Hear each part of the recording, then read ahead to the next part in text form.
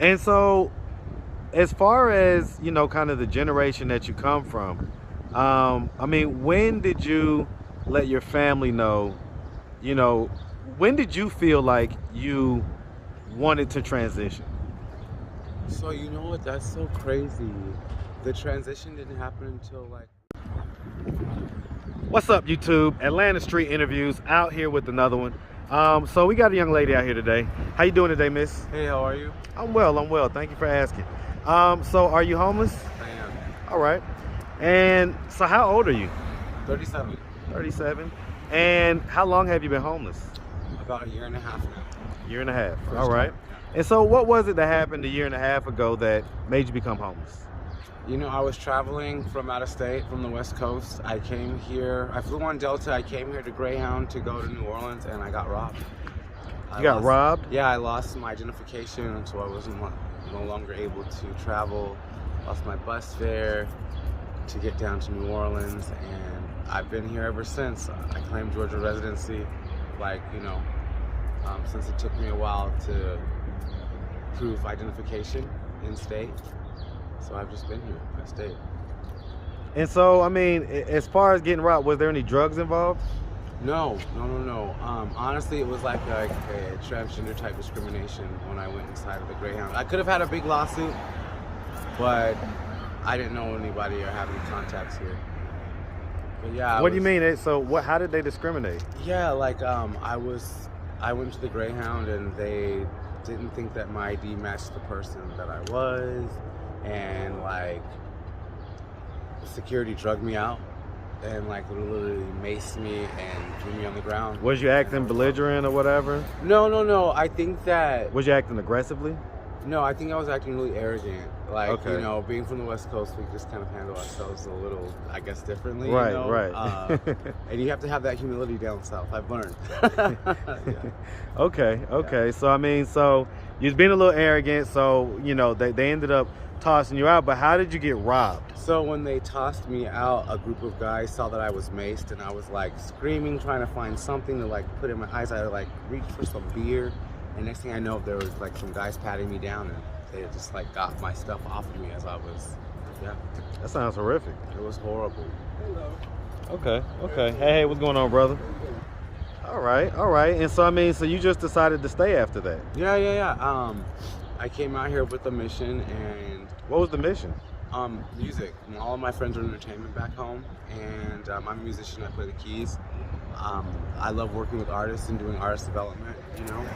So I came here to find some artists to put a mixtape together, and I haven't completed the mixtape, so I'm still. Have you found any artists? Yeah, I found like 2 or 3 that are like have a small platform, you know what I mean, have a good sound. I think they're like radio play ready. Yeah. Okay. I mean, and so I mean, you're homeless right now. So, like, for instance, where'd you sleep last night? So last night I haven't been to sleep yet. Like, I've been like on the go with small projects. I'm like just trying to hustle up so that I can have a early night tonight. But usually I will sleep in like a car that I'm attempting to purchase, and or if I like get a friend that invites me over, let me crash for the night if it, you know, stay with a friend. Okay. I mean, are these friends like romantic partners or? No. So I haven't had many of those here yet in Atlanta, which sucks because this is like the land of chocolate. But they're just like it's like actually a little tribe of gay friends that I have here. They're like, I should say we are all kind of like these survivors, and like one person ended up acquiring an apartment and everybody falls through this one place. It's like a trap.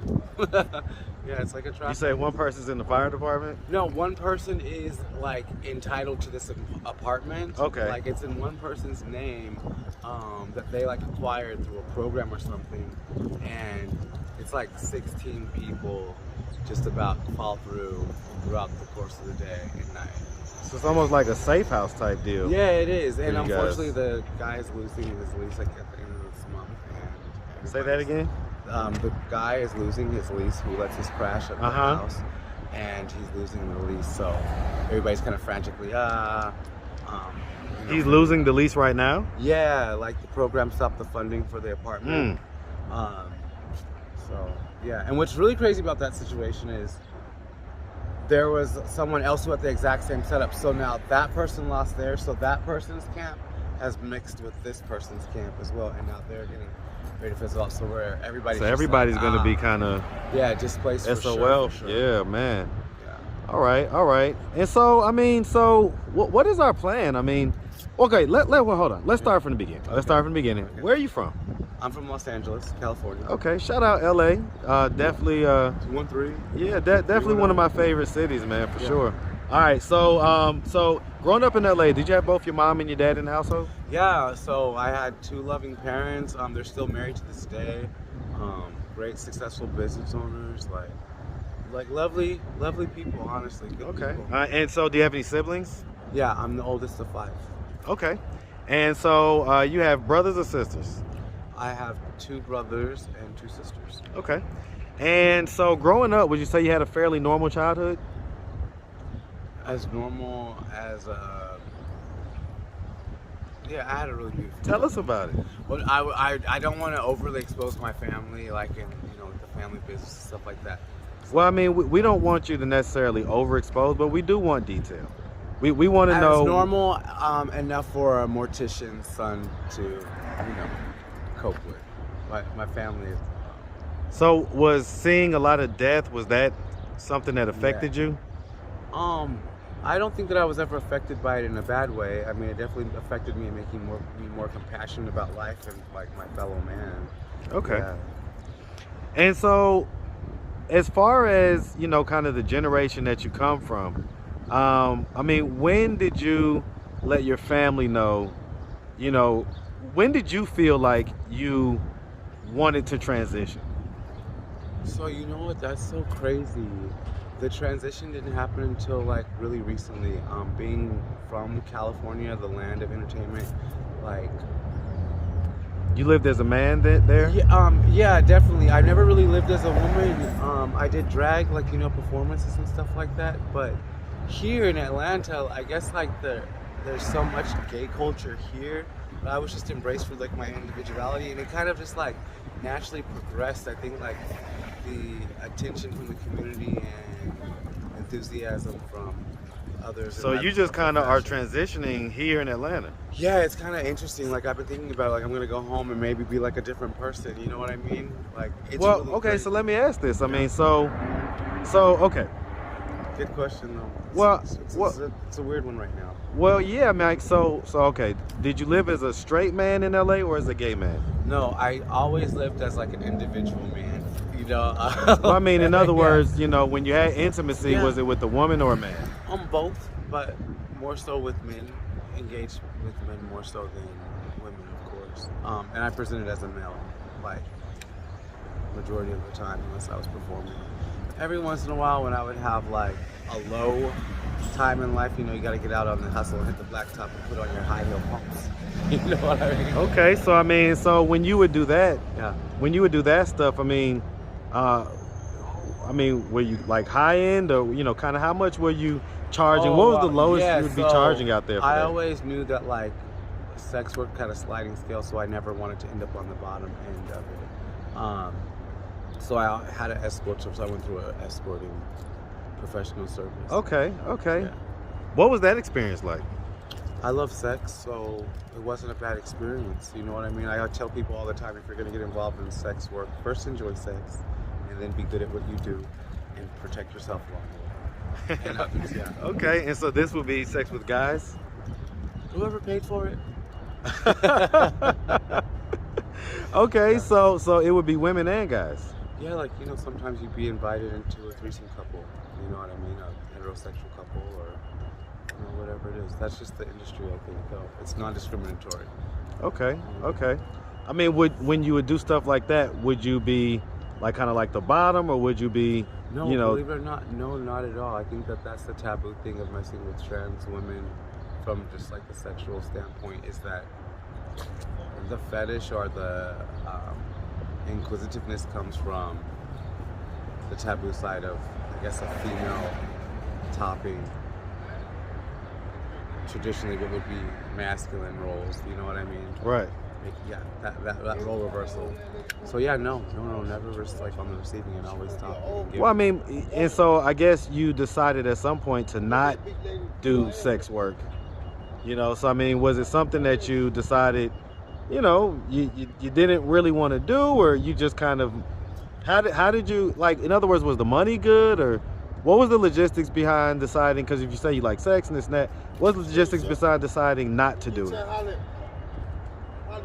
Okay. There was some feedback in the background. I didn't quite hear you. I'm sorry, man. Yeah, go ahead. Sorry about that, YouTube. Yeah, I mean, the long and short of it is that, why, if you enjoyed it, if you enjoyed the work, was the money good? Like, why do you not still do it now? Well, whoever said that. Okay, so you do still do it. I think I just got off of work. No, I'm just kidding. Or I'm clocking it. I don't know. I got you. Really, 60 degrees. I think that's a level of maturity. You know what I mean? When you grow as an individual, you have certain respect and tolerances and reservations. You know what I mean? As you get older, and those things change. And I just have a different value on myself. You know what I mean? I get that. That's just as simple as it is. I think when you're younger, things seem very enticing. I don't think that we think things all the way through. Testosterone levels are definitely higher. Exactly. We don't think about the psychological, scarring that we're placing upon ourselves, or let alone the physical harm. You know what I mean? That we could be engaging in. So, yeah. Okay, I get that. All right, so listen. So, what are we doing at this point to try to get ourselves off the street and out of a point of homelessness? So, I luckily was brought into a program here that wanted to make sure that I didn't end up going to jail here in Atlanta. It's a local based foundation. So I've been really focusing on completing the task for this voucher that I'm so close to getting, but it seems like every day there's a small roadblock to accomplish. There's a small what? Roadblock. Like what? What roadblock? Give me an example. Well, okay, so listen, it literally took me about a year to get ID here.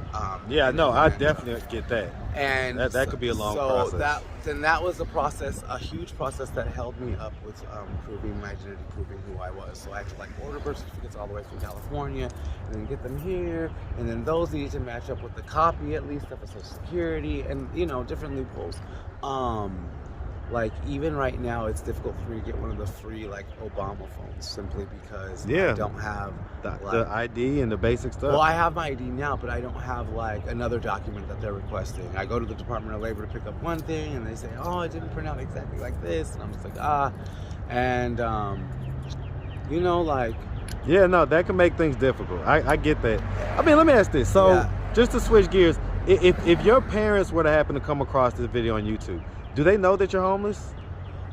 That's such a good question. I'm pretty sure that they do. I think that they know that they've given me the skill set and the skills they feel they've equipped me to be able to take care of myself, which for the most part they have. But I mean, without any type of foundation or community or support group, I think in any new place it's really difficult. I think they would be surprised that I've been homeless this long. When's the last time you talked to them? It's been about 10 months. It's been about. Why has it been so long? It's one of those things where I kind of took a step back. I felt when I let them know what had happened to me here in Atlanta, that it just became another burden of my life and lifestyle choices that they just were tired of hearing. So instead of continuing to engage, I just kind of fell back. You know what? I give you guys enough hell. Yeah. I get that. I mean, what kind of hell have you given them? Man, I've had my BMW stolen from me. Fucking around over in the streets to I mean, what haven't I done, dear God? Have mercy. I mean, Okay, so growing up, did you go to high school? Yeah, I went to private school actually. You went to private school? Yeah. And did you graduate? I did. Of course. And so did you go to college? I did. All right. Did you graduate college? No, I didn't. I didn't finish What was you going to school for? Communications and public relations. Okay. Was it a 4-year institute? Yeah, I went to a HBCU. What school? I wish I could tell, but it's top secret. We're like totally. I went to an HBCU, I went to a small, tiny HBCU in small little town somewhere in Alabama. That's how I'll keep it. Okay. Tuskegee. No comment. A&M. I'm not gonna do it too much. ASU. I'm not doing it. I ain't mad at it. Shout out to they don't deserve the shout out. Actually, that's why really. Well, listen. Shout out to all the HBCUs. Yeah, all day. Definitely. All right. And so it's okay. I mean, you feel like. Do you feel like they would want you to come back home? No, I think that we've done enough coming back home. Like, I've been the prodigal child so many times, you know what I mean? I think that, honestly, believe it or not, I think that my parents just want me to be happy and live my own individual life. I didn't know that this part, like this transition, the physical transition, was going to actually even become a part of my happiness or story. But it's crazy. I was so depressed living in LA, and when I became homeless here, in Atlanta, my depression left me mysteriously. It's so bizarre. Wow. I don't know if my spirituality had increased, being on the street or what it was, but I think my parents just want me to do me all the way to the best of my ability. And if they serve as a distraction, or even if they feel that they've hindered me in that, I think that they would want me to just leave them alone and push forward, because they're individuals. I get it. They gotta live their life too. Yeah. Do you have any kids? Not that I know of. Okay, you ever been married? No. Okay. Do you want to be married one day? I don't think so. Okay. I don't think so. Have you had a relationship since you've been here in Atlanta? I have. I had one really amazing relationship here. And was that with a man or a woman? With a man. Okay. It was the first time I actually dated a man, like really. Not only exclusively, but like someone who like had their mental together and their financial stability. It was. What happened to that relationship? The long and short of it is, a relationship is only between two people, and we had a beautiful home and everything. I invited a friend of mine who was going through some issues on the street, actually out here, to come and stay with us, and it kind of like terrorized my home and community. Oh, they did? The person you invited? Yeah. How? They were a mutual friend. Long and short, my partner and I introduced them to a young lady, and we let them both stay with us. And the house became cramped, and I have my rules and tolerances, so I enjoy the cleanliness of the place, whatnot. And the guy thought that I was bitching and yelling and moaning at his girl too much, and we got into a huge physical fight. I was so disfigured, and I was so upset that my partner didn't defend me the way that I thought that they should have, you know what I mean? So I left the relationship, and it just all dissolved. We ended up losing. How long ago was that? Maybe like 4 or 5 months ago. So you was living in the house a few months ago? Yeah, like the homelessness went off and on. I get it. I mean, it's so okay. So searching for stability, this person felt for me. They're like, listen, I'm do you ever think about, do you ever regret that decision to leave? Yeah. I recently saw them, and we were just talking about how we wish we, well, I wish I had listened to them. They said no. I begged them, can they please come stay with us? Do they still want you to come back? So we lost the crib. We lost the place. I actually did go back to salvage the apartment, but I wasn't on the lease, and they were here. They thought that we were siblings. We weren't siblings at all, and when they found all of this, these loopholes that we had finagled, it was just best. So where's he living right now? He's actually in a program right now. So he's homeless as well? Yeah, he's doing, trying to reinstate himself for a voucher. Wow. Okay. All right. Well, listen, we really appreciate you taking the time, answering all of our questions. If anybody out there wanted to reach out, help, or donate, do you have a way that people could do that? So, my email account is at markanthonymckay@gmail.com. If you want to send a Cash App, I believe that you can do that. markanthonymckay. Hashtag $. Spell it out for us. MarkanthonyMckay. Just a simple name. You say MCKEY? AY. MCKAY? Yeah. Okay, McKay. Yeah. Okay, gotcha. All right. Well, we really appreciate it. Hey, friends. Yeah. All Yeah. right. So thank you. I No appreciate doubt. it. Listen, like I say, we appreciate it, and we wish you nothing but the best out here. All right. Thank you, boss. All right. You have a good one. You as well.